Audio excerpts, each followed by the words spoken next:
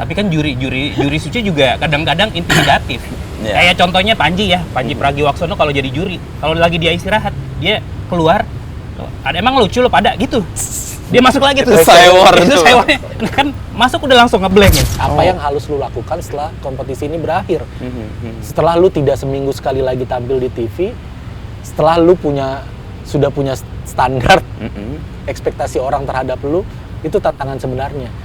Nah, pada saat itu udah bener-bener usaha sendiri tuh, Suci udah nggak bisa engage. Budgetnya udah beda sih, Mas. Pakai dibocorin lagi. Ah, itu dia. Dengan bangganya kita bilang Suci itu tidak pernah memanipulasi nilai. I see. Jadi memang dari awal kita komit sama juri, apalagi Pak Ade nih. Dia Pak tahu Dendro. ini penilaian dia akan mungkin kalau kata saya kutip kata beliau adalah penilaian ini berlaku sampai nanti dunia akhirat. Pertanggungjawabannya berat.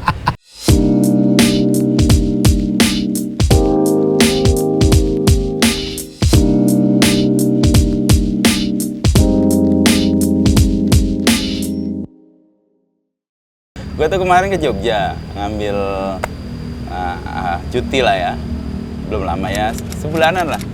Gue ada ke pasar Kangen namanya, itu di daerah Prawiro Taman itu. Oh, Prawiro Taman ya. Gue nemu kaset Dono Kasino Indro, stand up. Kaset. Jadi nggak kayak stand up, apa sih kayak. Jadi dia ngomong di situ kayak podcast zaman dulu. Podcast zaman dulu di radio, asik banget.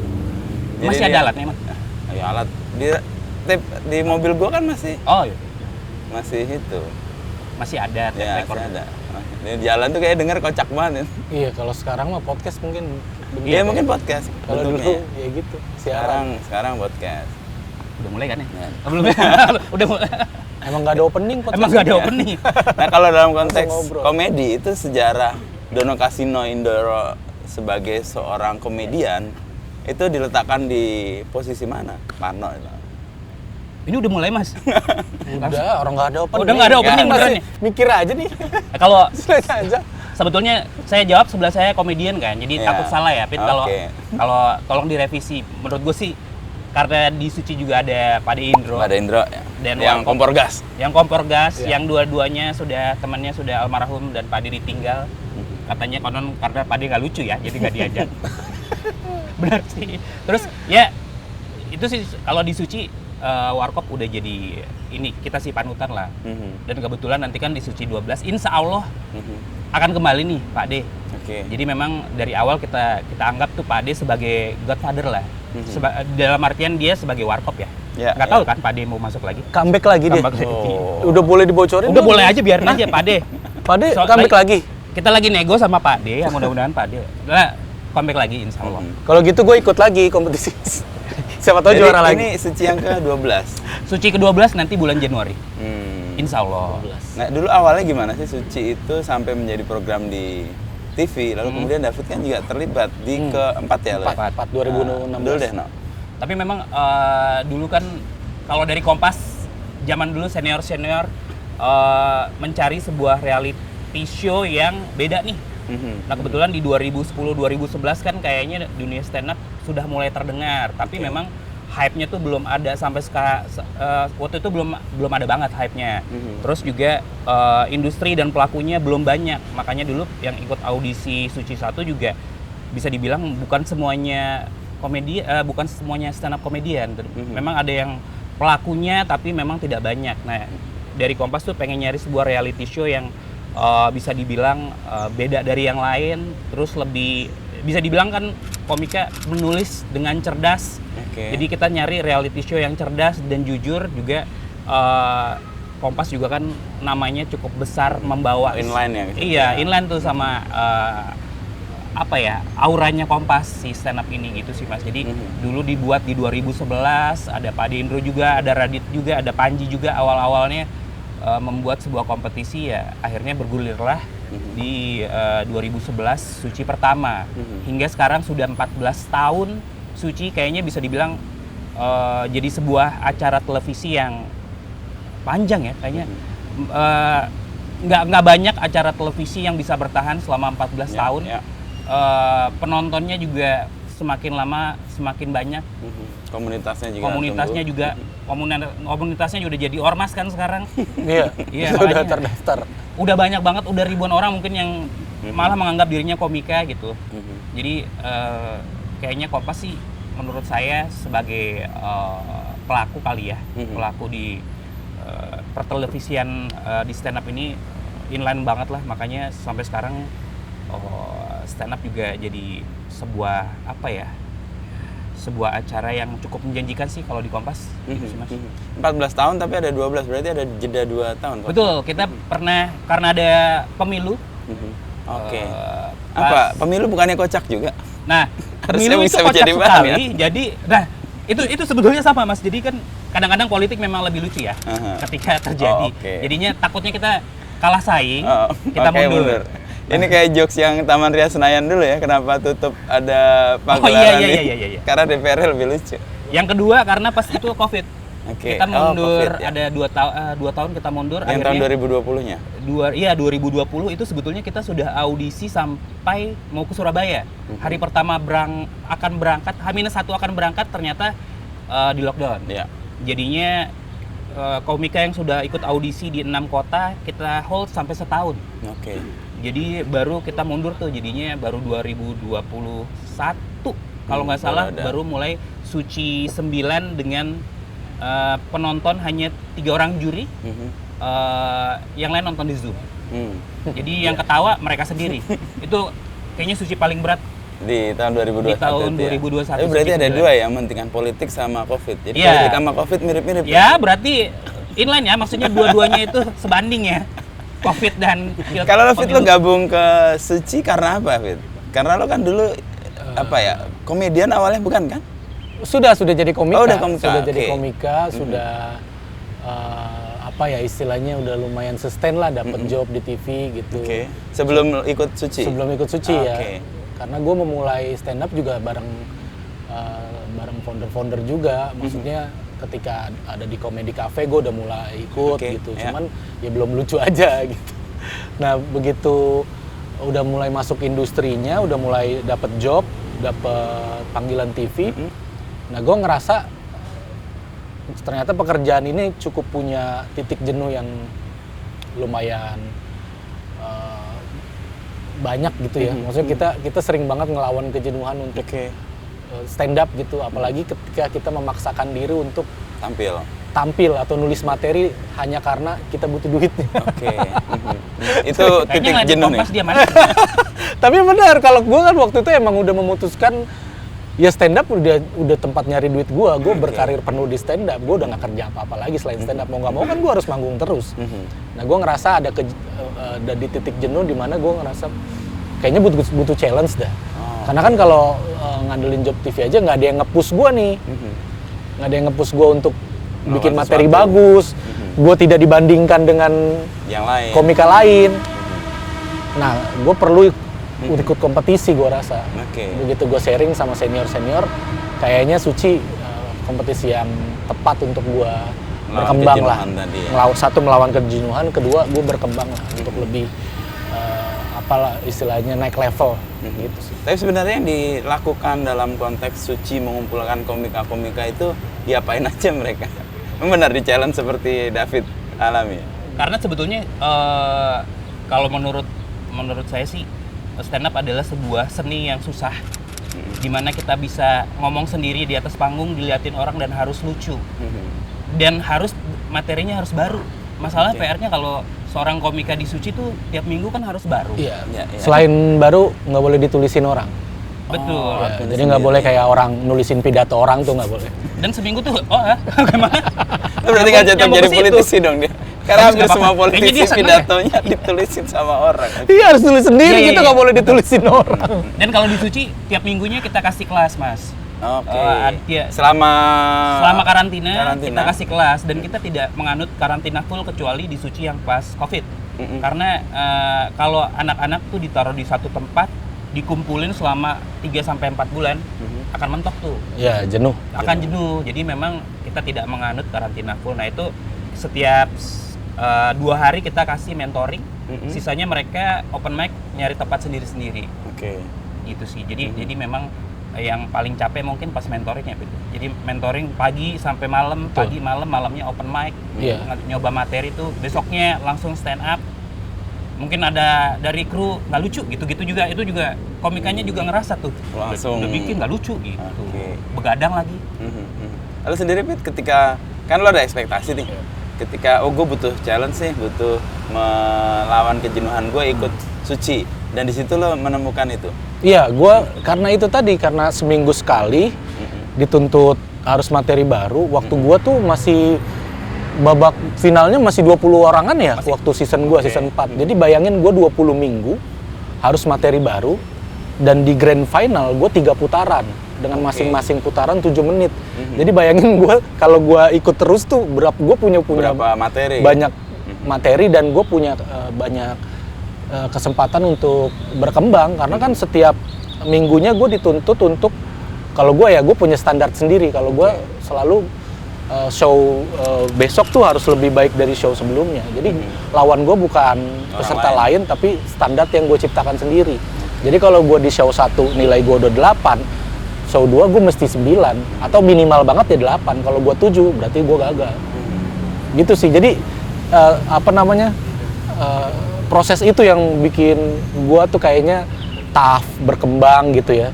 Karena kan menurut gue kalau komedian kan kalau dalam keadaan terdesak tuh ide-ide kreatifnya justru malah muncul.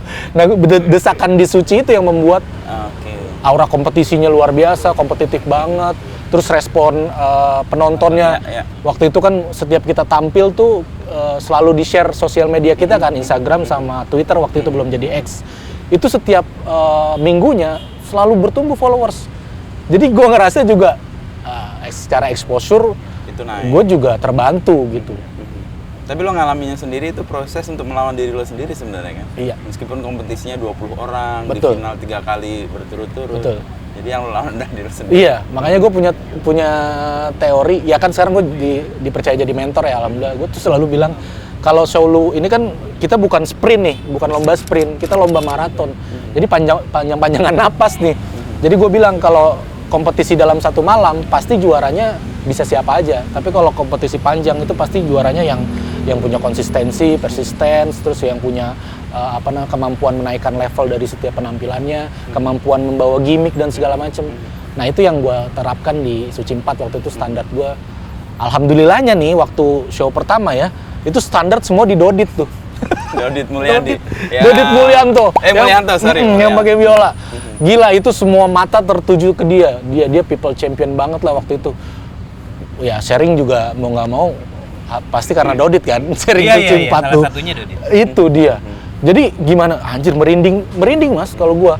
Lawannya Dodit gimana nih?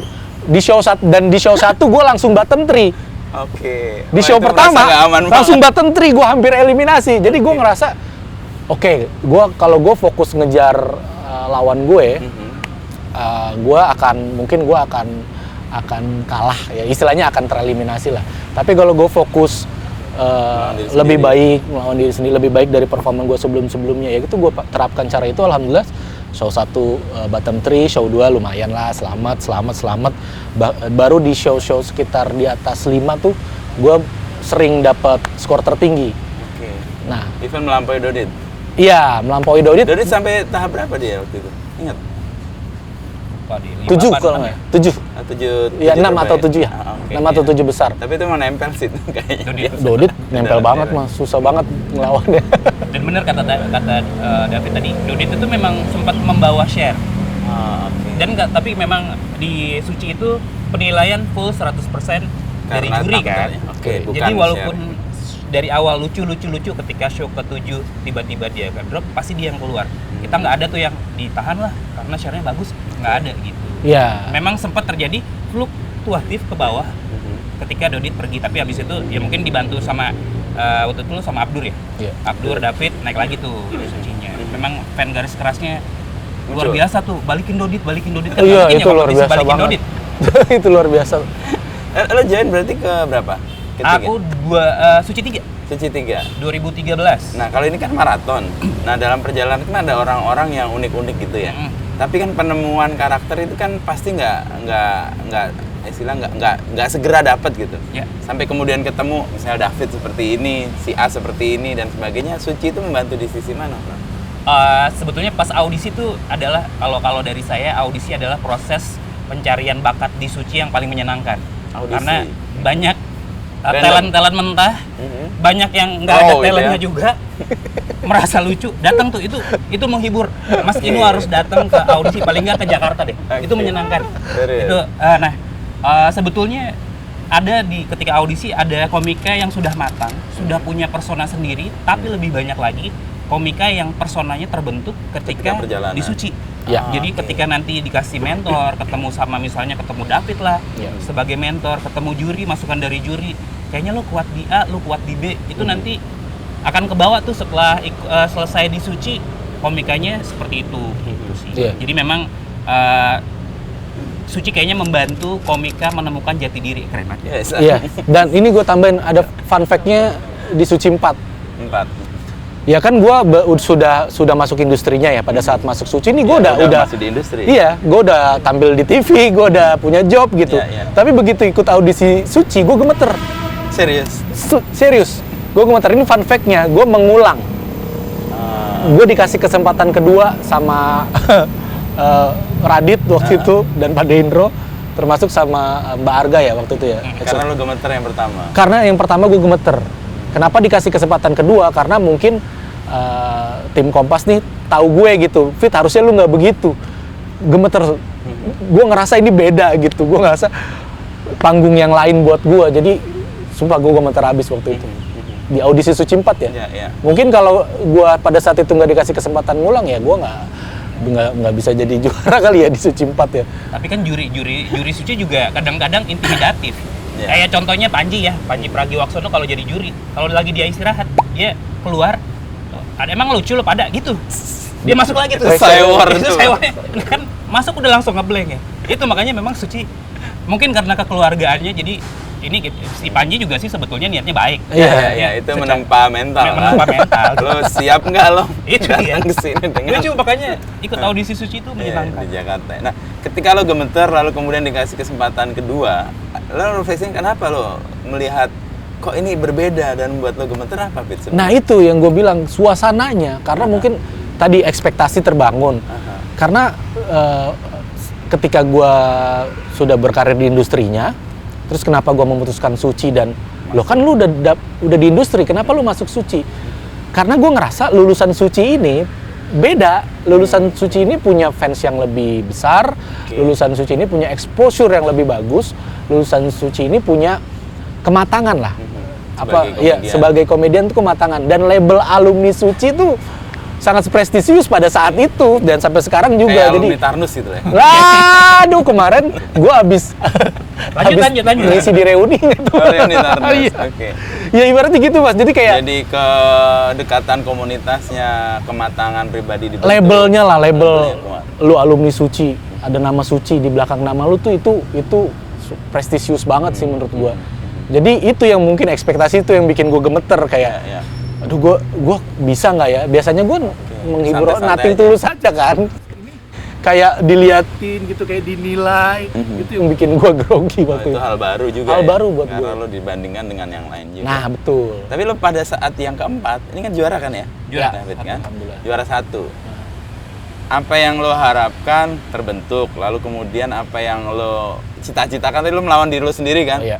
Tercapai dan kemudian juara. Nah, dalam perjalanan kemudian lo masuk industri lagi, ada ekspektasi yang miss nggak? Atau oh bener nih, setelah gue masuk di Suci, lalu lulus di kompetisi ini, oh di industri gue lebih matang, Iya. lebih punya kepercayaan diri, lebih baik atau apa gitu? Iya, itu bener sih. Jadi dengan punya label Suci tuh kita lebih diperhitungkan lah istilahnya di panggung-panggung stand up ya, kita lebih diperhitungkan, apalagi labelnya juara pada saat itu. Jadi gue ngerasa secara exposure gue terbantu dan menurut gue mungkin efek juara hanya ada di setahun pertama. Efek juara. Iya, hanya aja di setahun pertama yang ya gue banyak job, off air, segala macam, corporate, festival, segala macam. Itu setahun pertama itu Penuh. bener-bener penuh tuh. Seminggu bisa 3-4 kali tuh manggung. Tapi setahun berikutnya itu adalah proses, menurut gue proses ujian life after sucinya tuh di setahun setelah juara. Dan kebetulan di kurikulum Suci juga ada kelas namanya life after Suci. Jadi apa yang harus lu lakukan setelah kompetisi ini berakhir. Setelah lu tidak seminggu sekali lagi tampil di TV, setelah lu sudah punya standar ekspektasi orang terhadap lu, itu tantangan sebenarnya. Nah, pada saat itu udah bener-bener usaha sendiri tuh, Suci udah nggak bisa engage. Suci karena paling udah ada Suci berikutnya. Betul, satu udah Suci berikutnya. Paling Kompas TV yang ngasih kita banyak kesempatan sih di berbagai. Budgetnya udah beda sih, Mas. Pakai dibocorin lagi. Nah, itu dia. Budgetnya. Ampun. Enggak terlalu kali. Teman-teman Suci itu sebetulnya mungkin karena Suci juga kayak rumah ya. Jadi kalau kita hubungin mereka sangat membantu lah. Iya, kayak ibaratnya hitung-hitungan mereka. Panggilan timnas lah ya. Sejujurnya itu panggilan timnas. Iya, kita boleh main di klub memberikan. mana aja kalau udah timnas calling kita datang. Itu jiwa korsa. Itu jiwa korsa. Keluar dari situ. Nah, life after Sucinya itu yang menurut gua challenge tersendiri lagi. Ya di industri begitu kita udah nyemplung di industrinya kan saingan kita bukan lagi peserta pada saat kompetisi. Tapi ekosistem yang begitu gede. Ekosistem yang begitu besar. Dan fun fact lagi, Mas. Di dunia lawak ini susahnya adalah pelawak nggak ada pensiunnya. Jadi begitu kita keluar Suci, saingan gue ya Panji nyari job. Orang yang jadi juri gue pada saat itu, karena dia juga masih stand up. Gimana coba? Nggak ada masa pensiunnya, Panji nggak pensiun ngelawak dan dia jadi pelatih, enggak. Jadi pelatih. Tapi artinya karakter dan kekasan itu menjadi nilai yang penting kan? Personal branding. Iya, personal branding. Ya oke, ada Pak Ade Indro, ada Radit, ada Panji, tapi juga ada David. Orang kan melihat bukan besar kecilnya, tapi unik atau karakter. Iya, warna yang atau dimiliki, karakter yang warnanya. dimiliki. Nah, lo kalau sendiri mencirikan diri lo tuh apa? Betawi, lawak-lawakannya atau Pada saat Betawi? ikut Suci iya Betawi. Main di Betawi. Main di Betawi. Dan pada saat itu season 4 juga belum banyak ya komika Belum Betawinya ya. banyak. Jadi gue ngerasa itu dapat privilege di situ dengan membawa Untuk Betawi. mengeksplor itu ya. Ini warna yang baru lagi. Karena sulitnya di Suci, Mas, peserta Suci rata-rata yang membawa persona kedaerahan itu pasti akan selalu dibandingkan dengan pendahulunya. Misalkan Suci 12 nih nanti mau audisi ya kan, ada komika Timur, pasti akan selalu dibandingkan sama Abdur, Ari Kriting, Mamat Al-Katiri. Begitupun komika Betawi, pasti dibandingkan sama David yang sudah terdahulu. Nah, waktu gue ikut di Suci 4, Baru pertama. kayaknya belum banyak komika Betawi yang meletek lah istilahnya. Jadi gue punya privilege di situ. Tapi di sisi pembentukan karakter, Mas Farno, kan ini membantu orang di industrinya punya keunikan ya. Nah, apakah yang tadi disebut sebagai kurikulum atau life after Suci itu juga dibayangkan Suci untuk membentuk ini jadi begini nih sih di sini. Kalau tim Suci sendiri sih sebetulnya cuman ngasih sarana dan prasarananya aja sih. Kita sekarang dampingin psikolog.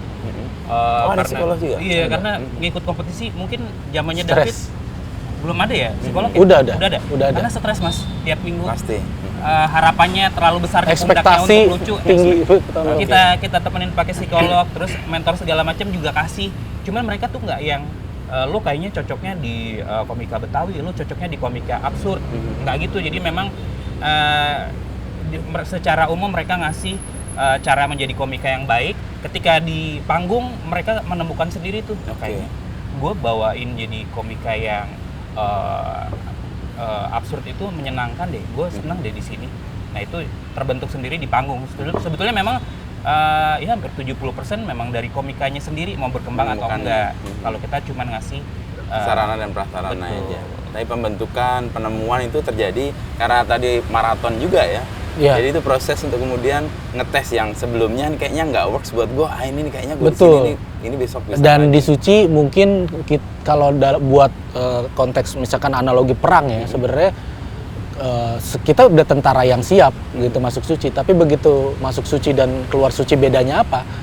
Kita jadi tentara yang punya banyak senjata. Jadi kita nggak cuma pakai misalkan pistol doang, pakai hanya belati aja, tapi kita punya semuanya tuh. Karena di kompetisi itu kita nggak mungkin pakai senjata yang sama. Nah, jadi mengeksplor banyak. Nah, mengeksplor banyak. Jadi gitu, misalkan tadinya gue nggak nyaman main one liner, karena di kompetisinya dituntut bisa bikin one liner, ya gue mau nggak mau bikin one liner. Jadi bisa gue bikin one liner. Kita ada yang ngelawan diri sendiri juga. Bener, ngelawan diri sendiri juga. Jadi ada sesuatu yang baru lagi yang gue tampilkan. Itu sih yang gue ngerasa Suci ini membantu banget buat Jadi banyak keragaman yang lo coba, dari semua itu lo kemudian bisa menilai ini kayaknya cocok di gua nih. Betul. Nah, ini penemuan karakternya Iya. di situ ya. Misalkan gue bukan komika yang oke dalam roasting, tapi ada challenge roasting ya. Oke, oh itu harus belajar. Harus belajar kan mau nggak mau. Kita harus nyemplung juga. Nah, proses untuk kemudian menemukan yang pas buat dia di live after Suci itu makin keras juga. Oh iya, pasti. Karena kan mungkin di dalam kompetisi, oh gue fine di sini, tapi begitu di ekosistem yang lebih gede, ternyata enggak juga. Ya. Iya, gue ngerasanya bukan ternyata enggak juga ya. Begitu udah masuk ke industrinya, justru Suci ini ngebantu bekal itu tadi. Oke. Mas Inu. Bekal yang dikasih itu cukup untuk bikin kita bisa bersaing di industrinya. Oke. Anggaplah contoh aja misalkan ada komika yang kuat di penulisan, tapi secara perform dia nggak oke. Banyak contohnya, Benedion. Oke, Benedion memilih untuk menulis karena dia kuat di penulisan. Ya, Sudah terbukti film-filmnya sukses. Ya. Dan kita lihat kalau mau lihat video performnya Bene juga sepertinya bukan performer yang baik ya kalau dalam konteks dia stand up ya. Maksudnya ada yang lebih baik dari Bene, tapi begitu dia nulis, dia kuat. wah dia jadi master di situ. Artinya bekal yang dikasih bisa kita pilih untuk dikembangkan di dalam begitu nyemplung ke industri. Kita mau fokusnya kemana sih? Di acting, kelas acting kita dapat. Ya udah, wah gue ngelihat kayaknya kalau bersaing di stand up udah banyak nih ikannya nih ibaratnya ya kan. Apa ya? Kayaknya acting deh, aktors deh. Fajar Nugra. Iya. Filmnya nggak putus-putus. Karena dia udah dapat bekalnya dan dia fokus milih industrinya. Akhirnya rasional juga kan melihat ekosistem sedemikian luas, pos mana yang perlu diisi, mana yang kosong sesuai dengan dia punya bekal yang dimiliki ketika dia di Suci itu ya. Itu. Di Suci sendiri sebetulnya kalau bisa dibilang yang nonton ketika show berlangsung banyak kayak pencari bakat gitu, Bos. Ada yang dari PH, ada yang sutradara. Itu semua emang sudah punya ada jagoannya sendiri. Gue datang dong nonton dia langsung. Itu nanti sebenarnya jadinya jejaring sendiri tuh. Ya. Emang akan ditarik lah jadi film gitu. Atau ada yang sekarang jadi musisi. Betul. Gitu. Jadi memang nggak harus Suci memang mencoba mencetak komedian yang bagus, komika yang bagus. Tapi ternyata kalau dalam perjalanannya dia lebih cocok main film atau ternyata jadi penulis aja sih kayaknya memang dari tim Sucinya juga turut merasa bangga lah. Iya. Dan kalau kita lihat industri film terakhir ya, mungkin 5 atau 7 tahun terakhir itu kan banyak jebolan Suci tuh yang. Iya, banyak jebolan Suci. Ada Ernest, ada siapa lagi sih? Ari juga main di film dia, Benedion segala macam. Ada yang jadi setan terus, Beni, ada Beni. Ya cocok itu. Talent. Persona setan dia, Mas. Ya, nanti kalau bisa dilihat. Fajar Nugra juga belakangan. Jadi di filmnya banyak ya karena bekal di kurikulumnya itu membantu dia punya kayak senjata untuk masuk di industrinya itu. Nah, dalam proses untuk kemudian menemukan, oh gue di sini nih, gue bisa masuk di industri ini. Karena ada pengalaman juga, misalnya gini, lo tampil ngerasa udah fine, tapi publiknya nggak ngerasa nggak dapet nih, atau apa kalau bahasa anyep gitu. Jadi lo mengatasi situasi kayak gitu gimana? Iya, kalau gue masih nerima job stand up sampai sekarang dan masih berusaha untuk terus nggak ninggalin stand up walaupun udah belakangan terlibat di beberapa film gitu sebagai komedi konsultan dan penulis. Tapi gue ngerasa stand up itu sebagai core-nya Mas ini. Core yang nggak bisa gue tinggalin. Ada beberapa yang sudah fokus di industri lain, udah nggak stand up tuh. Nah gue kayaknya nggak boleh deh kalau diri gue ini pribadi ya. Gue kayaknya nggak boleh deh, core-nya tetap stand up tuh harus tetap lu jaga. Kenapa, Bet? Melihat itu sebagai yang penting untuk lo tetap lakukan padahal lo ada pekerjaan lain juga. Satu, mau nggak mau kita harus kita harus bilang ya stand up yang bisa ngebawa gue sampai sejauh ini. Stand up komedi yang bisa gue nyemplung di industri. Jadi ketika gue tinggalin stand up-nya, itu sesuatu yang aneh sih menurut gue. Kayak pondasinya lo robohin. Pondasinya gue robohin. Dan kadang stand up tuh walaupun udah lama kita tinggalin, kenapa kita mesti balik lagi. Menurut gue di stand up lah kita jadi nemuin diri kita yang sebenarnya. Karena kalau kita udah ke industri TV, kita kan sering jadi orang lain. Karena mengikuti kebutuhan Betul. yang komersial kan. Betul. Kita kadang terbawa gimmick yang terlalu panjang, berlarut-larut segala macam. Kita menyesuaikan kebutuhan lah kalau di industri. Nah di stand up-nya itu yang gue balik lagi jadi diri gue balik lagi bisa ngomongin apa yang gue pengen omongin. Keresahan-keresahan gue. Itu sih. Dan gue ngerasa nostalgic aja. Karena ini sesuatu yang ngebawa gue jauh di industri hiburan gitu. Stand up itu sendiri. Itu kan kayak proses lo ya menemukan keresahan, lo jujur terhadap diri sendiri juga kan di situ. Nah proses untuk menemukan itu kalau stand up tuh gimana Jar? Kalau jurnalis kan biasanya dia kan ada riset, ada observasi gitu ya, lalu ada interview untuk sebuah keresahan yang mau dimunculkan. Misalnya kita ada persoalan apalah transportasi misalnya publik dan sebagainya, kita riset, kita lihat observasi, ikut naik kendaraan umumnya, lalu wawancara orang-orang itu jadi bahan. Gue mau nulis soal transportasi misalnya. Kalau stand up caranya gimana? Sebenarnya sama ya Mas. Kita diajarin observasi juga. Oh serius? Observasi juga. Dan tiap show itu kita kasih tema sendiri-sendiri dengan challenge sendiri-sendiri agar komikanya di minggu itu mau riset. Penulisan segala macam. Jadi memang kita ngasih tema, misalnya hari ini temanya kulineran, besok temanya ya tadi transportasi, minggu depannya. Jadi memang biar komika ini punya bahan yang banyak melihat indahnya dunia ini ditulis dalam penulisan, menjadi sebuah adiktif. Kan kalau komika kan adiktif ya, dapat tawa ya. Iya, benar. Kan, makanya dia selalu balik jadi stand up comedian. Itu proses itu yang mungkin kita latih di Suci. Tiap minggunya mereka nyari belajar untuk nulis. Dipaksa untuk nulis, nanti belajar untuk tiba-tiba tulisannya ternyata tidak lucu. Ulang lagi, rewrite lagi. Dari mentornya kayaknya enggak deh. Pas lagi open mic nggak ada yang ketawa, mau nulis lagi. Itu kayaknya di Suci proses pencarian materi dari situ. Selain kita juga melatih mental sih. Kayaknya Komika Suci bisa dibilang mentalnya cukup bagus dalam makanya bisa masuk industri. Iya sama, observasinya Mas Inu 5W1H juga sama. Oh iya? Oh, gue baru paham kenapa kok Kompas ngarap Suci, karena ada inline dengan jurnalistik. Iya, 5W1H juga. Jadi dan nggak bisa dipaksakan ya. Kalau dipaksa itu kelihatan banget. Enggak banget lah, misalkan nah itu kan artinya misalkan kayak temanya transportasi. Gue sebagai peserta, gue nggak punya keresahan apa-apa lagi terhadap transportasi. Nah mau nggak mau, gue kan tetap harus tampil dan tetap harus nulis. Mau nggak mau, gue pakai metode observasi. Datang, nyoba. Iya, walaupun untuk mendapati keresahannya. Iya, mengamati orang gitu. Ya tadi naik KRL gitu, naik busway untuk dapat materi. Karena sebelumnya gue nggak punya keresahan apa-apa. Untuk bisa resah, itu kan gue harus observe. Nah itu yang menarik di Suci tuh itu. Jadi orang dipaksa untuk belajar, orang dipaksa untuk riset, orang dipaksa untuk observasi, orang dipaksa untuk keluar dari zona nyamannya dia. Sehingga menurut gua secara knowledge dia nambah. Ya walaupun pada saat memang hari sial yang nggak lucu gitu ya, tapi kan paling nggak dia punya knowledge baru tentang hal yang udah dia riset untuk bikin materi itu. Nah, artinya ada peran juri kan berarti kalau dalam kompetisi itu. Apakah penilaian juri itu apa ya? Fair, oh enggak? Ya, apakah dia itu satu-satunya gitu, yang mutlak gitu? Mutlak, oke. Mutlak.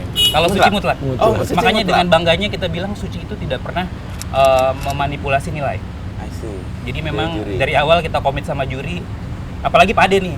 Dia Pak tahu Dendro. ini penilaian dia akan mungkin kalau saya kutip kata beliau adalah penilaian ini berlaku sampai nanti dunia akhirat. Pertanggungjawabannya berat. Jadi kita serahkan ke mereka, kita cuman kasih teman-teman juri, ini penilaian dari kalian, silakan di-review apakah ada yang bermasalah atau enggak.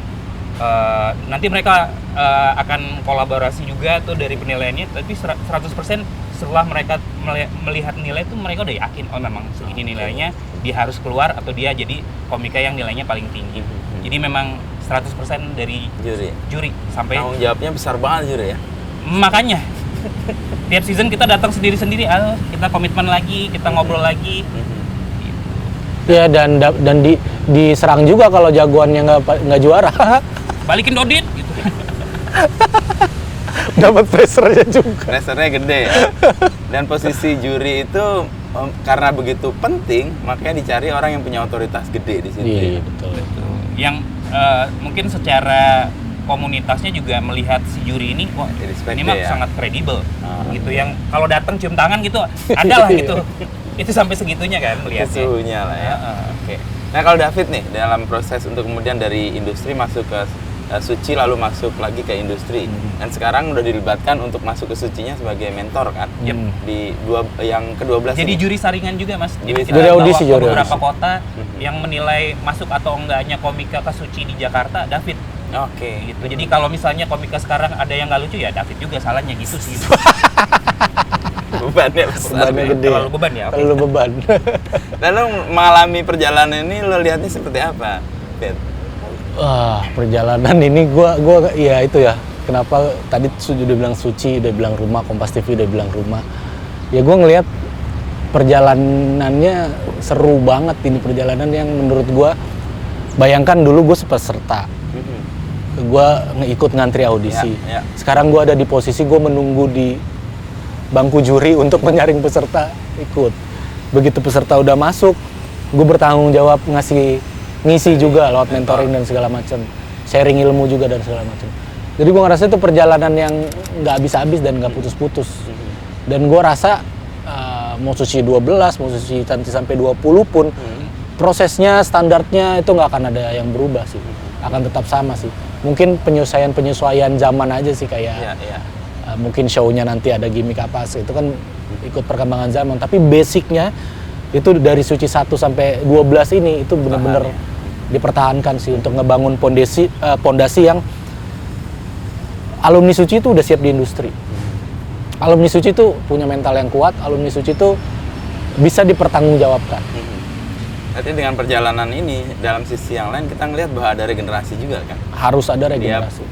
Yang masuk, lalu kemudian sekarang jadi mentor. Artinya kalau mau dia lebih luas lagi, industri ini berkembang kan?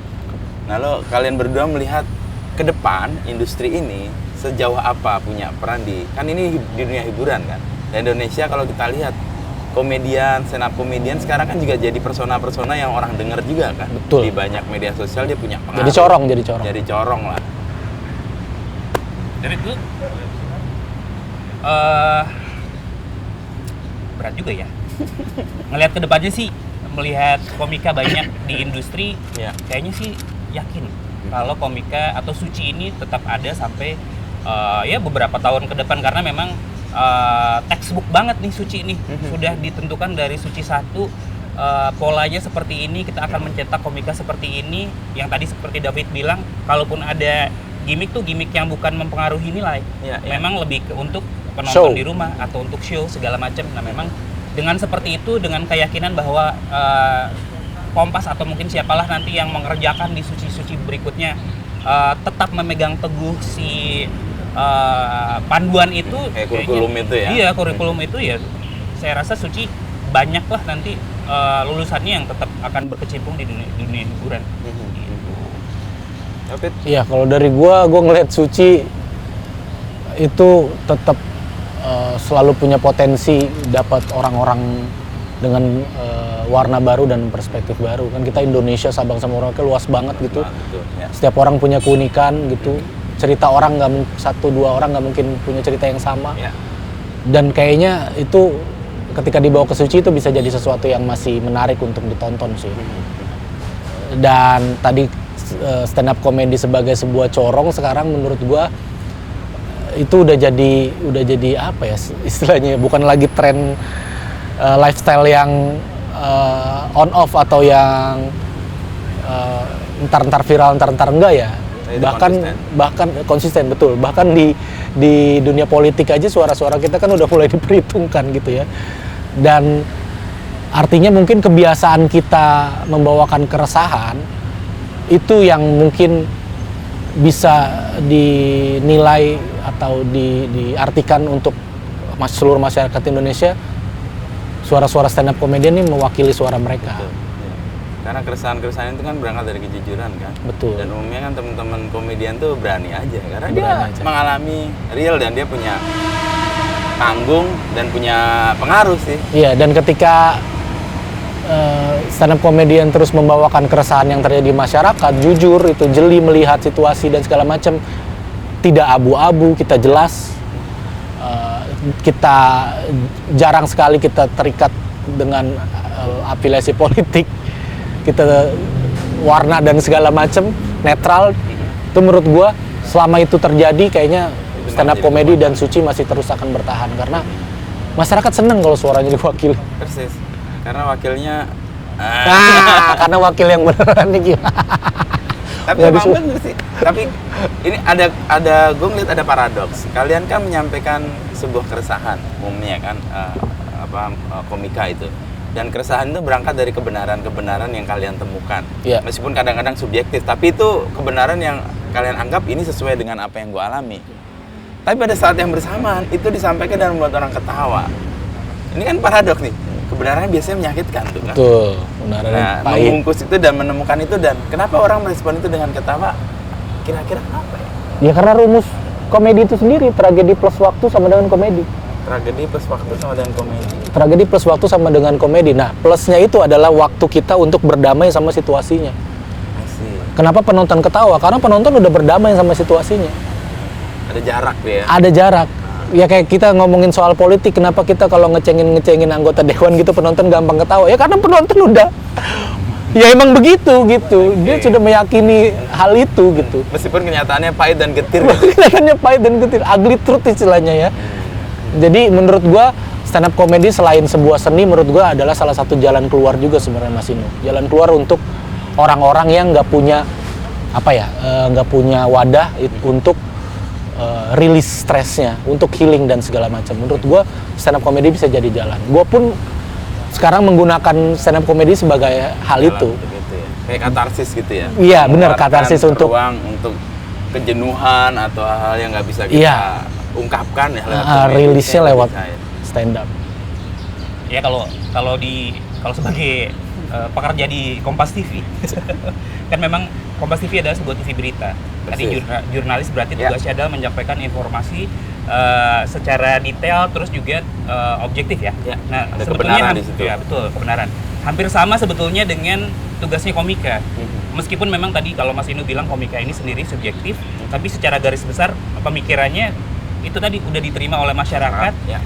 Jadi si komika ini sudah berdamai juga dulu dengan dirinya sendiri, membawakan materi yang kalau kata Raditya Dika lebih lucu kalau memang dekat Dengan pengalaman. dengan Relate. pengalaman, itu dibawakan di atas panggung, itu malah jadi sesuatu yang paling lucu biasanya kalau di show-nya Suci. Jadi memang itu tadi ya, kejujuran antara jurnalis dan komika memang harus sama-sama jujur dan harus menerima bahwa ini persona gue, ini cara gue menyampaikan informasi gitu sih. Kayaknya komika dan jurnalis tidak jauh berbeda lah. Ya mirip-mirip jalan. Mirip-mirip. Jalan metodenya. Betul. Metodenya Menemukan kebenarannya, riset, observasi. Dan benar juga kalau kami jurnalis nih ya, kalau tidak bisa langsung memberikan berita hard news, karena itu biasanya hard news itu kan nggak enak diterima. Betul. Misalnya, "Duak, gitu. Terlalu dangdut. Orang pakai jalan yang lebih memutar, yang dengan feature gitu ya. Iya, feature. Nah dulu ada istilah yang Gus Dur sering ungkapkan dan ini valid, melawan dengan lelucon. Jadi perlawanan itu dilakukan tidak dengan langsung pukul, tapi dengan jalan melingkar. Orang tertawa-tawa nggak sadar bahwa dia sedang dalam tanda petik diserang atau diolok-olok, diruntuhkan otoritasnya yang nggak benar gitu. Iya, dan bahkan di stand up ya, di dunia komedi secara luas, frase kata melawan kan udah diplesetin jadi melawak Iya, dalam iya. konteks circle kita sebagai komedian. Oh, Iya, sering kan quotes dengan hanya ada satu kata, lawak. Gitu ya kan? Oh, itu Diam ditindas, bangkit melawak. Itu kan Wiji tukulwan, Iya. kayak perlawanan. Oke. jadi emang frasa melawan dan lawak itu udah Dekat, jadi ya. udah jadi apa istilahnya, bahan apa ya kalau di circle kita tuh, bukan anekdot lagi ya, udah jadi jargon yang beredar Ya, gitu. situasinya emang udah deket sih ya, peran Betul. yang diambil oleh kayak sastrawan dalam ini Wiji Tukul, kemudian diambil dengan konteks yang lebih baru oleh para komika ini, apalagi komika kan punya panggung juga, punya Betul. pengikut yang besar. Dan pintu masuk komedi itu pintu masuk yang bisa dijangkau semua orang. Dengan berbagai macam level pendidikan, kita udah ngomongin lagi ya level pendidikan semua. Ya, ya. Kalau pintu masuknya ketawa, Orang yang penting kan orang Dia masuk masuk. dulu kan. Betul. Baru pesannya apa itu. Ya kayaknya dunia komedi juga kan sekarang DPR, kepolisian, TNI itu bikin kompetisi stand up sebetulnya. Jadi udah sampai tahapan mereka yang bisa dibilang cukup strict, cukup atas itu mencoba memakai stand up komedi mungkin ya untuk jadi refleksi, kritik self-critic. ya. Oke. Prosesnya menjadi yang tadinya jadi objek, mereka malah menyediakan seneng diri untuk menyediakan. Tapi pernah gemeter nggak stand up di lembaga-lembaga yang biasa lo kritik atau Selalu gemeter sih, selalu gemeter. Di setiap panggung sih stand up memang harus selalu gemeter Mas, supaya menjaga antusiasme itu tadi. Jaga adrenalin supaya tetap supaya penampilan kita nggak kosong lah, harus tetap. Tapi utamanya di instansi kementerian lembaga emang punya challenge tersendiri lah. Apalagi kan mereka kan punya semacam protokoler ya. Ibarat kata kalau yang udah wah bintangnya nggak ketawa nih ya kan. Masa istilahnya yang bawahannya mau ketawa kan sungkan ya. Ya banyak, saya punya pengalaman itu yang udah lempar jokes kayak apa juga yang bintang nggak ketawa, yang canggung mau ketawa. Itu sih. Jadi emang yang protokoler yang sifatnya resmi gitu emang lebih susah untuk dicairkan. Tapi tuh setiap ketegangan di setiap show itu kayaknya emang harus di embrace ya, dirasakan bahwa ya emang ini ada tantangannya di sini. Kalau datar-datar aja itu bahaya ya. Kalau datar-datar aja biasanya penampilan kita ya so-so aja. Tapi begitu ada ketegangan, betul. Itu justru malah oke biasanya. Ya. Nah, satu hal yang gue sering lihat di kemampuan teman-teman di komika itu storytelling. Dan umumnya kan kalau mereka melakukan melempar materinya, itu kan kita dibangun dulu tuh, dapat situasinya, dapat apanya, baru ketika ada sesuatu yang kecil-kecil aja langsung memantik tawa. Nah, kemampuan itu dilatih kan gimana? Nah, itu ya. Katanya theater of mind ya dibilang ya. Jadi kayak radio jatuhnya ya. Jadi memang komika banyak yang sebetulnya banyak komika spesial yang membuat materi dari awal tadi storytelling, tapi tidak semua komika bisa storytelling. Ada yang cuman ya pendek-pendek ya, one liner, ada juga yang panjang ceritanya. Kayaknya Panji salah satu komika Indonesia yang bisa storytelling dengan baik banget ya dia mah. Panji ya. Nah, itu memang pertama dari dalamnya juga sudah terbiasa untuk menceritakan sesuatu dari sudut pandang dia dengan baik. Kalau di Suci juga dibantu ya. Itu tadi mungkin David mentoring segala berbagai tips dari David. Radit juga ngasih kelas. Pade Indro juga ngasih kelas. Semua juri bahkan ngasih kelas di Suci sebelum show. Jadi memang itu tadi dari awal dibilang kalau Suci sebetulnya dengan rendah hati kami bilang itu malah nggak rendah hati. Kalau kita cuma ngasih sarana dan prasarana untuk teman-teman ini berkembang, karena sejujurnya yang ngerjain Suci kita ini senang dengan stand up. Jadi kalau kita ngerjakan sesuatu dengan senang, kayaknya kita pengen nih anak kita di Suci yang baru ini berhasil. Jadi kita kasihlah banyak tuh kelas. Jadi teman-teman yang bisa storytelling atau bisa one liner atau itu bisa materinya untuk dark joke mungkin, tapi dark joke gak terlalu banyak di Kompas ya. Kita kasih lah prasarananya. Jadi memang dari dirinya sendiri sih Mas, kalau bisa dibilang ada bakatnya, ada minatnya, tapi dibekali dengan kemampuan teknisnya. Iya. Kalau sendiri membangun kemampuan storytellingnya gimana, Bet? Kalau gue sebagai pelaku ya, storytelling itu sesuatu yang sulit. Itu level yang kalau dalam karena di stand up sendiri Mas, itu ikatan kita antar kita dan penonton. Ketika lu diterima storytelling, lu harus udah sosok dulu tuh. Lu harus udah kayak sesosok Panji nih, ditungguin. Mau cerita, mau semenit belum ada punchline ditungguin kalau Panji yang ngomong. Tapi kalau komika yang baru yang masih semenit nggak bunyi kan apa sih ini orang gitu. Jadi emang tricky banget storytelling tuh. Makanya storytelling tuh komika pede ngelakuin tuh biasanya di special show. Yang emang orang udah beli tiket buat nonton dia doang. Emang nunggu, bukan di festival yang banyak pesertanya waktunya cuma 10 menit.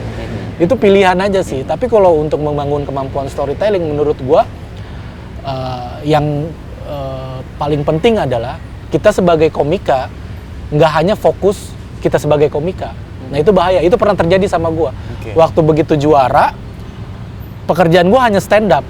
Jadi keresahan gue nggak ada, jadi keresahan gue terhadap pekerjaan gue ya keresahan gue terhadap stand up. Gue lupa untuk nongkrong, Oke. gue lupa untuk jalan-jalan keluar. Jadi ibarat kata di situ-situ Ketemu aja di situ gitu. ya. Itu sih untuk membangun kemampuan storytelling menurut gue jangan menutup diri lu sebagai stand up comedian hanya stand up aja. Lu perlu hal lain juga. Ya, Lu ya. perlu hobi lain, lu perlu pekerjaan lain mungkin ketika lu Untuk mendapat keresahan-keresahan untuk baru mendapat tadi, ya. keresahan-keresahan baru. Lu butuh tontonan baru untuk Ya, mendapat ya, keresahan ya. baru. Ya kalau lihat emang bener sih umumnya yang mampu dengan sangat baik melakukan storytelling emang yang udah sosoknya Sosok. udah kelihatan dan orang udah tahu nih pasti gue nungguin sesuatu dari dia gitu. Karena kalau di Suci sebetulnya kalau pas show ada LPM yang dihitung. Jadi kalau 30 LPM detik itu apa? live per menit. Oh, lah. Tawa per menit. Tawa per menitnya nih dihitung tuh sama juri. Jadi kalau seandainya ini anak baru terus tiba-tiba mesti storytelling 2 menit nggak lucu, udah kelar pasti dia. Pasti kelar. Makanya 30 detik pertama dia harus lucu, udah masukin half punch atau pakai takut salah. Ada punchline gitu kan. Gua ngomong begini bukan komiknya. Ya harus masukin itulah kalau di Suci. Tapi Jadi bukan komika kan tapi udah puluhan Hatam tahun dia. menjadi. Ya gue kalau ngejuri aja ngelirik dia nggak ketawa ya gue nggak lolosin. gua nggak ketawa. Jadi memang 30 detik pertama kalau di Suci Show Itu sangat Krusial. di awal. Apalagi kompetisi ya. Habis itu dia storytelling, beda lagi Boleh. tuh biasanya tuh. Jadi pasti juri dengerin, oh udah excited, udah Oh, engage, denger. Baru ditunggu. baru ditunggu. Nggak bisa langsung 2 menit storytelling. Kalau ada bel dipencet, bisa Oh, deh tuh. udah. Iya. Nanti Kalau di dianggap Suci Show. nggak layak gitu ya. Iya. Nah, ini 14 tahun, udah 12 Suci mau jalan yang ke-12 Yep. kan. Dan kalian akan menggelar Suci Fest. Suci kan? Fest. Apa yang mau dirayakan di festival ini? Dan kapan ini digelar? Kita mau ngasih tahu ke Indonesia, ya kalau Asoy. ada ratusan komika nih sebetulnya dari Suci, gitu sih sebetulnya. Jadi dan kita sebetulnya tidak neko-neko ingin membuat satu festival yang sangat besar karena kita juga punya teman di Stand Up Indo yang sudah melakukan Melakukan itu. hal yang sama. Kita tahu diri bahwa kita adalah sebuah kompetisi yang hadir di masyarakat sebagai kompetisi yang jujur. Nah ini kita bikin turunannya sedikit lah di acara Suci Fest. Kita mengundang yang tadinya mungkin hampir 200-an komika, kita undang hampir sekitar 44 orang untuk hadir di dalam satu hari pagelaran mengisi satu panggung untuk menghibur sekitar 1.000 orang di Balai Kartini pada tanggal 25 Oktober 2025. Promosi banget ya. Lo ngapain Fit di situ nanti? Stand up. Wah, Gue selalu stand up mas kalau Oke, diundang. iya, di- iya. Emang nggak ada slot MC buat gue. Nggak ada karena ada yang Kan lagi tekanannya beda mas kalau stand up. kalau stand up ya. ada yang lagi ceria. Kalau ini kan dia nggak ceria ini. Terlalu serius gue Terlalu sama serius. orang. Jadi itu full day. Iya, full day. Dari Kita- siang ya, dari siang Kita sampai malam. ada 8 segmen. Kita Oh. jadi kalau di acara lain stand up-nya perform aja gitu. Kalau kita ada yang namanya perempuan suci. Jadi komika-komika perempuan yang pernah ada di Di suci. Suci. Jadi satu segmen itu. Betul, satu segmen. Ada juga komika berbahasa Inggris satu segmen. Kalau David sendiri nanti masuknya di Champ Show, di mana ada Baru tahu nih gue nih. jadi Bocor. David Kok gue kita dibilang kasih dari tahu, awal? Jadi Maksudnya para dikasih tahu di pemenang-pemenang. sini. pemenangnya Bebannya nambah lagi. tidak banyak, tidak bisa tuh ada sebenarnya juara suci kan ada 11 sama satu almarhum Babe Cabi. Iya. Jadi total 10, kalau 10-10-nya ada kan Waktunya. berarti Durasi. jadi spesial show-nya mereka nih si Suci Fest. Kita ambil 3. David perwakilan Suci 4, ada Rian Adriandi juara satunya yang Suci Yang 1, pertama Suci ya? 1, Betul, Suci 1. yang pertama dia mau membantu kita di stand up. Terus nanti ada Rio Dumatubun juara Suci Perjuangan, Suci Covid, Suci karena Covid. nggak ada yang nonton. Oke. 3 orang itu yang akan mewakili nanti Champ-nya. di Sesi juara. segmentasi Champ Show. Ya. Itu sebenarnya jadi headliner juga tuh karena malam hari Oh. ketika acaranya akan mau kelar. Nggak tahu juga kan, baru saya kasih tahu sekarang. Aneh banget, Mas lu kasih tau aja di sini. Jadi kelihatan deg-degan gue di kamera nih. Sebulan sebelum ini. Juara kan pasti Oh, penonton oke. juga dari Kompasnya berharap lebih kan. Tapi Rian pasti lah. lucu banget gitu Mas. Tapi headlinernya Rian lah. Rian lama ya nggak muncul ya sebagai Iya, lama, komika ya. lama. Dia asik di industri ya. Hello. Terakhir dia ada di Founder ya. The Founders. Dia bikin Oh, show dia sendiri sama teman-teman Radit, Panjit, stand up tuh dia. Nah, ini yang stand up kedua kayaknya yang mungkin mungkin Oh, dia bisa. akan melakukan ini. Dan Kalau comebacknya saya tidak ditunggu, comebacknya Rian pasti. ditunggu. Yang lama nggak muncul tiba-tiba dia datang ya Betul. ditunggu sih. Nanti kalau David mau jadi headliner nanti saya bilang ke Rian. kalau- Jangan aneh-aneh, udah. Aduh, udah sesi Soalnya juara masih- headliner. Suci kan juga terkenal dengan abang-abangannya ya. Maksudnya senior Suci itu Oh, iya, pasti masih ya? Iya, masih. Ya kayak Rian. sekolah-sekolah itulah. Iya, balik lagi ke situ. Jadi sekolah-sekolah itu kan senioritas banget nih. Apa-apa. Suci juga gitu sebetulnya. Tapi kan terbukti bahwa dia membantu pembentukan orang-orang yang kemudian di industrinya teruji kan. Iya. Dia punya bekal tadi yang banyak dan punya, oh gue mau masuk di sini nih, oh gue masuk di sini karena gue udah dibekali dengan sejumlah hal-hal teknis tadi kan di situ. Ya teman-teman Suci sendiri yang udah senior tuh kayak akhirnya punya tanggung jawab moral untuk ngebawa komunitasnya, misalnya lu stand up Indo mana? Tangsel gue. Tangsel. Dia mau nggak mau biasanya ada teman-teman Tangsel yang dia udah targetin nih anak kayaknya bisa nih masuk Suci. Betul, untuk jadi gitu, nanti- regenerasi itu tadi Oke, ya. jadi Ini kayak anak mentor Tangsel. tidak resmi Anak ya? tidak resmi. Gue scouting, ikut scouting juga. Scouting Jadi di wilayah. Suci tuh kayak punya MLM tapi tidak berbayar. Iya. Dibantu oleh teman-teman senior gitu. Jadi ngebawa ini yang potensial untuk masuk Suci. Mhm. Itu hebatnya komunitas sebenarnya. Betul, Dia justru untuk mendapatkan itu. manfaat, dan manfaatnya nggak diambil untuk dirinya sendiri, dipakai ke orang lain supaya dia dapat lebih besar kan Betul. ekosistemnya. Dan dengan adanya Suci, komunitas itu tuh akan terus ada dan terus bertambah orangnya karena ada yang dituju. Mhm. Begitu lu masuk komunitas nih yang baru-baru, Lo mau apa nih? iya gue belajar nih. Apa Untuk nih apa? target gue? Suci. Suci itu salah satu target. I see. Oh, di komunitas. Di komunitas ya, ekosistem masuk di Suci adalah komedi salah satu target ya? pengembangan mereka di Aha, stand up ya. aha. Dari komika yang hanya open mic saja Mhm. ke komika kompetisi, Industri. keluar Komika jadi komika industri. industri. Salah satu lah yang jadi apa kayak achievement yang Jenjang lo karir. harus, ya, jenjang karir tuh jadi. Konon kan kalau ada Suci, kita posting Suci tanggal segini itu mungkin sebulan 2 bulan udah rame tuh open mic gitu. Oh, karena mereka mau mengasah masuk ke situ. Iya. Tadi itu lagi sirkulasi komika ini ya jadinya menjalankan industri stand up ini tetap ada gitu. Kalau nggak ada komika ya udah selesai mungkin. Suci nggak nyampe 12. Ini Iya. Suci ada sampai 12 karena banyak komika yang memang masih bertebaran yang belum kita temui gitu. Bisa aja gue. Tapi biasanya kan kalian juga ke wilayah tertentu kan, Betul. daerah-daerah Iya, ke daerah, mencari ya, ke daerah-daerah. Itu tuh kemudian menemukan juga apa yang misalnya kalian, oh gue pengen dapat komika yang berbeda nih. Misalnya Timur kan kita identik dengan yang sudah ada nih, misalnya Ari Kriti, Abdur, lalu Mamat. Oh ada lain nggak yang muncul gitu dengan gaya yang berbeda gitu misalnya? Kalau gaya mungkin akan sama ya, Akan tapi sama, biasanya cerita atau latar belakang pekerjaan yang bikin unik. Itu yang uniknya di situ. Betul, yang uniknya di situ.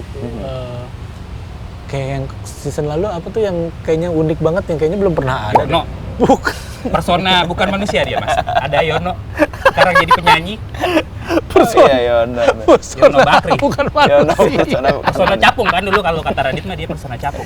Jampu. Kalau kemarin kita sempat ke daerah timur ketemu seorang dokter jantung ya. Iya, dokter jantung. Lucu banget dia mas. Dokter Takutnya jantung. lagi ngebedah kan stand up tuh. Iya, dokter jantung. Itu yang kayak gitu-gitu tuh yang mulai uniqueness di profesinya ditambah dia punya asal dari daerah yang secara unik nih gitu. betul. Campuran kayak gitu. Iya, profesi yang selama ini kita pikir sangat serius, ternyata bisa ngelawak juga. Itu kan menarik. Iya tiap tahun ada Ketemu komika lah ya. yang aneh lah pokoknya tiba-tiba aneh terus berhasil. Nah itu Suci itu di situ enaknya. Ada unsur-unsur kejutannya juga Betul. ya akhirnya ya.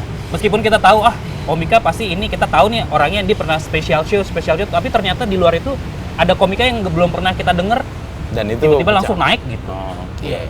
Dan ya uniknya Suci adalah itu tadi Mas. Ketika proses mencarinya kita kayak bukan hanya proses mencari pelawak gitu. Banyak orang yang ikut audisi datang untuk ngelawak, untuk bikin orang lucu justru malah nggak dapet. Padahal bukan itu yang mau dicari. Bukan itu yang mau dicari. Kita mau nyari dari ratusan juta masyarakat Indonesia keunikan-keunikan cerita, profesi, daerah. Itu kan yang sangat mewakili masyarakat.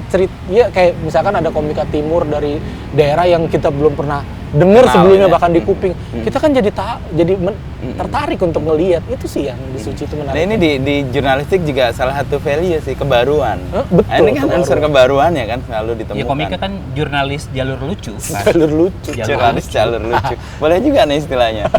Jurnalis jalur lucu. Komika jalur lucu. Tapi biasanya kalau cerita-cerita yang lucu di jurnalis juga biasanya berhasil sih. Dan itu melakukan perubahan dengan cara yang lain. Tidak dengan istilahnya kan orang kan sebel kalau dimaki-maki gitu ya. Iya. Dimarah-marahin Dihardik, gitu ya. Dihardik dihakimi. atau diberikan nasihat. Tapi kalau dikasih cerita dengan halus, kemudian akhirnya dia tahu bahwa lo tuh sebenarnya harus berubah. Kalau enggak lo akan ditinggal publik. Itu kan dengan cara yang mirip. Jurnalis jalur lucu. Nah di festival selain tadi ada 8 segmen, apa aja yang akan dilakukan selama sehari di 25 Oktober itu? Sebetulnya pasti akan capek ketawa harusnya ya. Saya berharap pasti komika-komika kan lucu ya. Ya. Ditutup oleh David nanti. Ya, Pasti juga lucu banget. Pressure lagi. Mungkin ntar orang udah Ya, emang. kalau dipublish enggak guys, gue nggak mau Pokoknya headliner. ada 40-an komika datang, Oke. kita nonton. Kalau biasanya ada beberapa panggung, kita satu panggung aja. Fokus di satu panggung itu dari jam Bergantian. 1 siang sampai jam 11 malam. Kita kasih jeda dikit, jadi biar bisa napas. Tapi intinya Ngelurusin rahang lagi. Iya, betul, iya, seharian iya. itu kita coba untuk membuat yang datang ketawa. Itu sih. Di luar kegiatan itu nggak ada panggung itu ya? Panggung itu aja. Di Jadi luarnya ketemu sih ada ya. kulineran, tapi kan memang itu support pendamping aja. aja ya. Dan Iya. kulinerannya juga usaha-usaha Usaha komika. komika. Serius? Oke, siapa yang komika punya kuliner? Banyak. Jadi dia tahu komunitasnya butuh makanan kalau lagi show dia bikin itu. Ya ada. Dia juga punya, Mas. Oh iya? Minyonyor ya? Iya, iya. Minyonyor. Nggak tahu dia tapi nggak mau kayaknya besok di Kartini. Nggak fokus kalau Nggak jualan fokus. juga Nggak tampil fokus. juga ya Mas. Nggak fokus. Oke, Rengga mikirin juga dagangan. punya, tapi dia bikin sendiri. Kemarin juga ditawarin, enggak Mas, nggak fokus. Gitu bener kata dia. Takutnya mikirin omset sama mikirin punchline malah jadi nggak keluar nggak ininya. Yang nggak ikut mungkin yang nggak di Suci Fest memang ada bebek Kelihatan, carok malah. bebek Bebek carok, carok, mau udah gitu-gitu lah. Tapi keresahan bisnis itu bisa jadi bahan materi Bisa juga, jadi, tuh. bisa jadi. Karena dia ngalamin sesuatu yang baru juga. Betul. Kalau dia keresahannya sama istri, Mas. Karena Gue suka nambah-nambahin ini Lebih ke- podcast makin panjang ntar. Nggak maksudnya kan spesial show-nya Ayah Ikhlas kan. Oh, iya. Oh. Lo nggak mau promo? ya spesial. Oke, itu nggak kan jadi. satu hal yang gue pelajari dari gue kemarin baca. Itu ada spesial show yang Ayah Ikhlas. Itu apa sebenarnya keresahan yang lo mau? Ya itu keresahan, itu proses perjalanan hidup aja sih dari bujangan. Ya kelas 1 tuh dari bujangan ke menikah, banyak kagetnya gitu. Oh begini kehidupan pernikahan, banyak ketemu istri yang istilahnya banyak ketemu istri. Konflik. iya banyak perbedaan lah dari Perbedaan. kita terus menyikapi kagetnya hal. punya anak. Ya, itulah keresahan-keresahan rumah tangga. Ya, itu yang gue bilang tadi Mas, stand up tuh tempat gue rilis juga itu karena sesuatu yang mungkin berat Membebani. ya gue rilis jadi Pasti materi sih. komedi aja. Istri gue juga seneng karena feedbacknya kembali ke dia. Duit tiket kan kembali ke dia.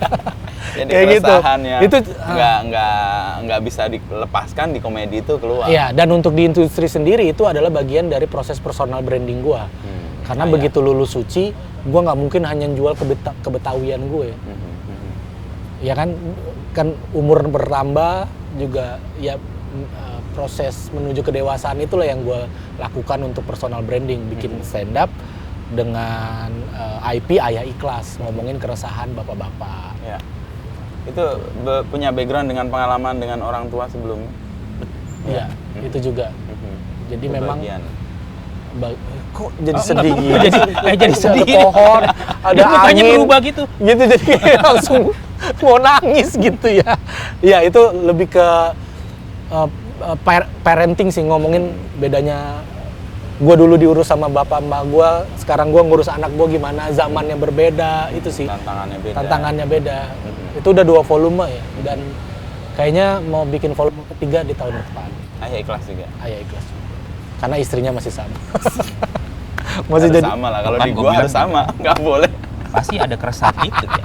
maksudnya jadi volume 3 tuh masih keresahan yang istri sama. aja ya. Dan istri masih merelakan karena Masih tiketnya Ada masuk. uangnya masuk. dia. Terakhir banget nih, untuk bisa stay di industri ini, kan ya tantangan datang dan pergi, juga kompetitor kalau kita mulai itu sebagai kompetisi ya. Meskipun kita ngelihat, enggak kayak itu gue mau melawan diri gue sendiri terus-menerus. Tapi fakta itu kan di luar itu terjadi.